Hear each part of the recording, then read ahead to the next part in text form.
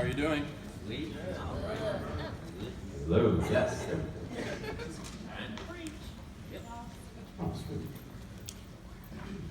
Good morning, family. That's a little loud.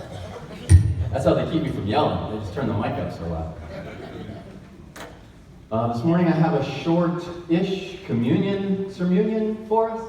A little different at the end of the year. I'm glad all the youngsters are in here with us.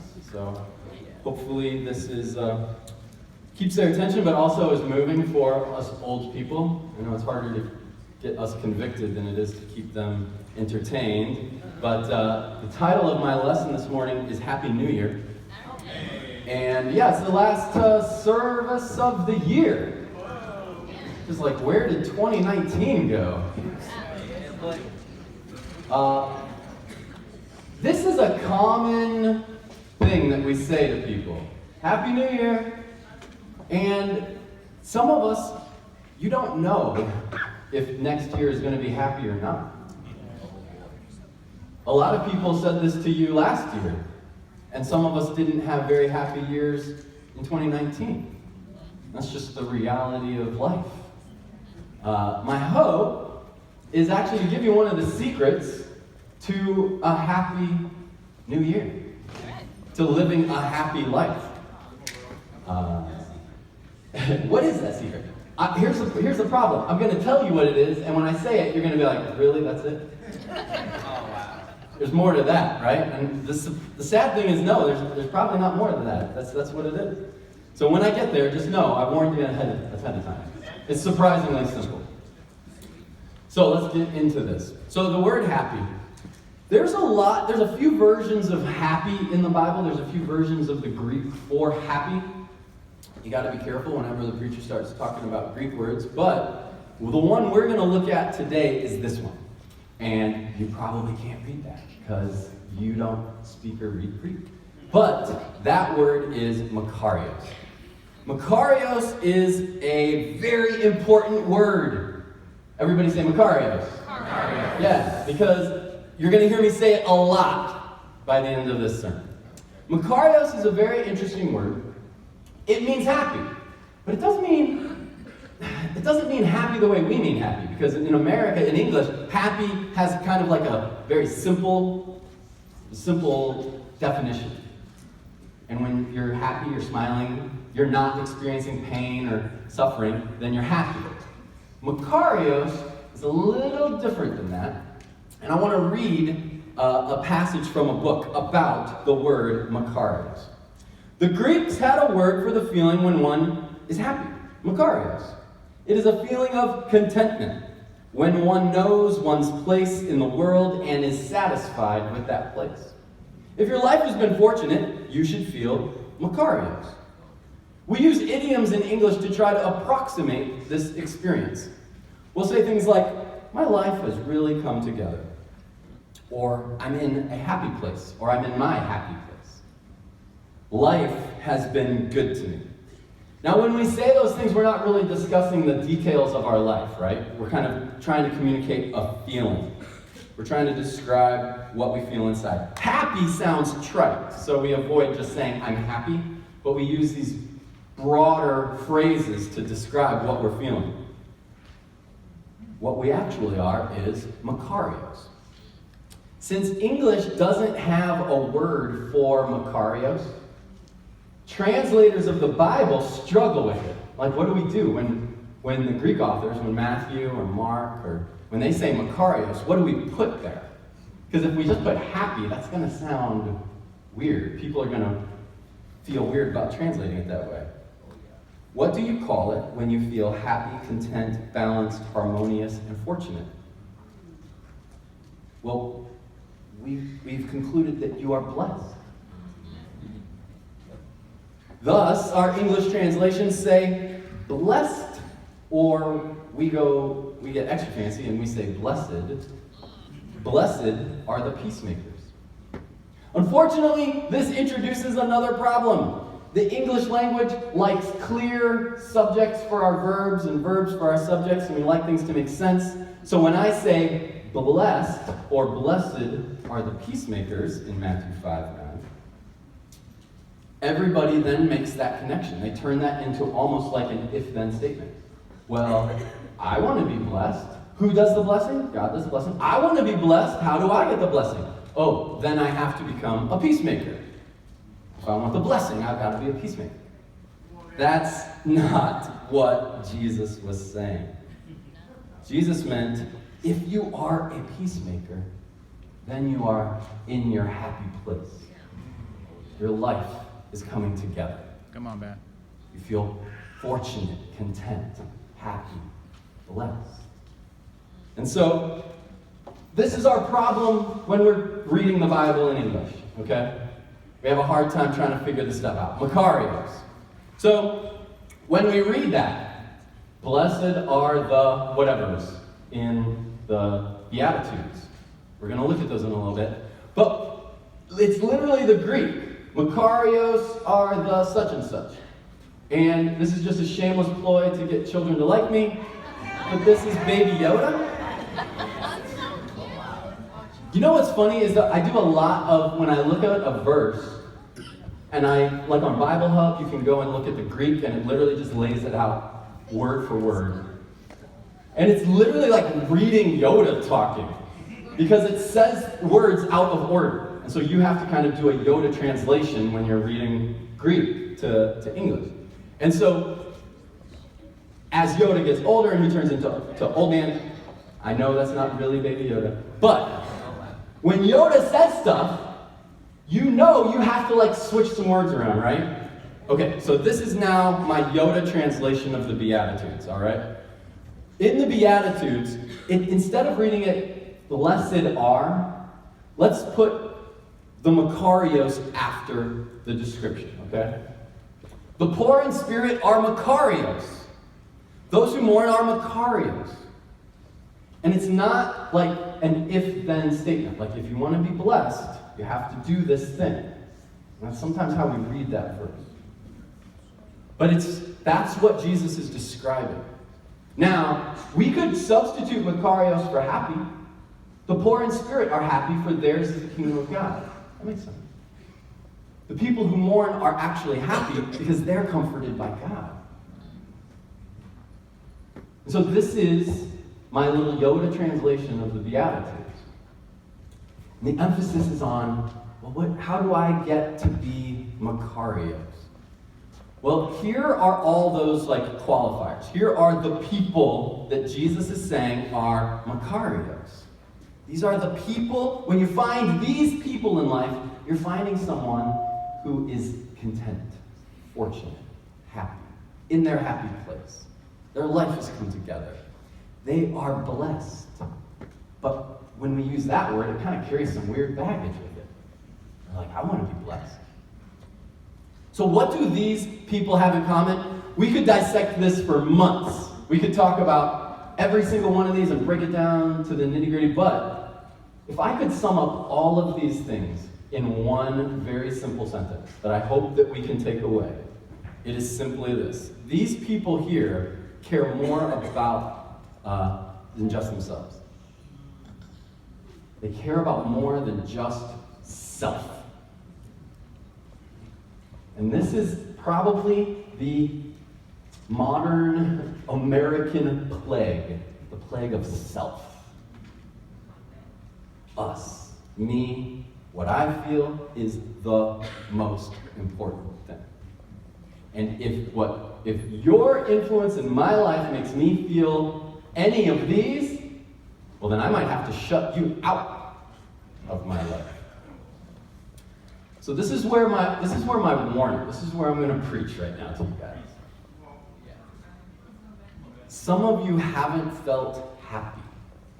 Some of you haven't felt contented or fortunate or blessed. You haven't been in your happy place. And it might be because you've believed a lot of the world's lies that you should never feel any of these things. There is a happiness that can only be experienced through the selfless life. Yep. And when we never get to that point, when we never are able to sacrifice self either for the needs of other people or the lordship of our God, Come on, brother. then we're effectively shutting out an entire scope of happiness that we'll never experience. Yeah. We'll never get to that Makarios. Some of you this year may have felt things that felt like sadness. That's real. I have felt sadness this year. But did you quickly avoid those feelings? Did they make you feel like icky or uncomfortable? And so you're like, whatever is causing that, I need to distance myself from it. And so we jump right into entertainment, self-medication, compromising our convictions. We jump into relationships to distract us from the sadness that we're feeling. And we never get to experience the Makarios that comes on the other side of things like mourning and being persecuted. Some of you may have pushed people away this year. I talk about this a lot, especially in the West. You're like, oh, that person, I don't like dealing with that person, so I'm going to now put a label on them. Now that person is toxic. I need to set up boundaries, blah, blah, blah, blah. And I do that out of self-protection, and yet I never experience the Makarios that comes from being merciful or making peace with people. Some of you may have felt like the Christian life is too hard to keep it up. Like, okay, I tried it, and guess what? It didn't work. It didn't stick. It was too hard. It's all just rules, it's just restrictions, it's too much self-denial, I don't like it, it's not fun. And so you're like, done. I gave it my best shot. And you think that indulging in sin and pleasure will come close to making you feel less sad. That's a type of soothing that we do. Oh, if I can just distract myself with pleasure, and I won't have to feel what I'm feeling. Or, I just don't like the life of a disciple. It's too hard. So let me just indulge. And we do that. People do that. And yet we never experience the Makarios that comes from hungering for righteousness or from purity. So that's my warning. In the next year, there's going to be times where God's going to lead you down a path that might lead to one of these things. And the temptation is to look at that and go, no way. No thank you. I like being happy. Because in our mind, happy just means no pain, no suffering, no nothing. And yet what God is saying, Jesus is saying, is if you go through that with me, there's something on the other side. There's something that you can't find on your own. This is why I don't like the word blessed or blessing. It's because we tend to turn it into an if-then statement. It almost starts to turn into a transaction, right? Yeah. It's like, well, if I do something for God, then He'll do something for me. That's what we think of blessing. And so this is what Jesus says. It's funny, Dan did this for communion, our contribution last week. Remembering the words of the Lord Jesus Himself, said it is more blessed to give than to receive. And here's what we say to that in our brains, okay? Even if you've never said it out loud. I want to receive a blessing, so I'll give. And someone comes along and says, you want a what, a blessing? I want to receive a blessing, so I'll give. Isn't that receiving? No, that's giving. Oh. Why is that given? So I'll receive a blessing. But I'll give you $100 to guess what word that is in the Greek. It's Makarios. What Jesus is saying is when you give, instead of being consumed with receiving, you are a happier person. It's not this trade-off. Give to people instead of receiving, and I'll give you something. It's not transactional like that. Jesus isn't describing a recipe or a formula for a blessing. Here's the way I think about this, the Beatitudes. When you read things where Jesus uses the word makarios, and you're like, okay, that's the happy life. I want the happy life. And Jesus was saying, well, here's where you find that. Think of it like a map of your life. And there's all these places that you know if I go there, I'll be happy. Like Netflix and Baskin Robbins and, my TV on game day. Like, if I go to these places, I know I'm guaranteed I'll feel happy. The beach, Cedar Point, whatever. There are some places that aren't so obvious. There are some, let's say, more obscure or darker corners of your life that you would never expect to find makarios. Like, surely if I travel down the road of self-denial, I won't find happiness there. Jesus is like, you will. But you will find it there. Surely if I devote my life to giving to people instead of getting from people, I won't find happiness there. And Jesus is like, but you will. I know it doesn't make sense, it'll blow your mind, but follow this map and you'll find makarios. You'll find something that you can't create for yourself. Come on, man. Here's my whole point for the whole lesson. A selfless life is the happy, fortunate, contented, blessed life. The selfless life. You have to live for other things, though.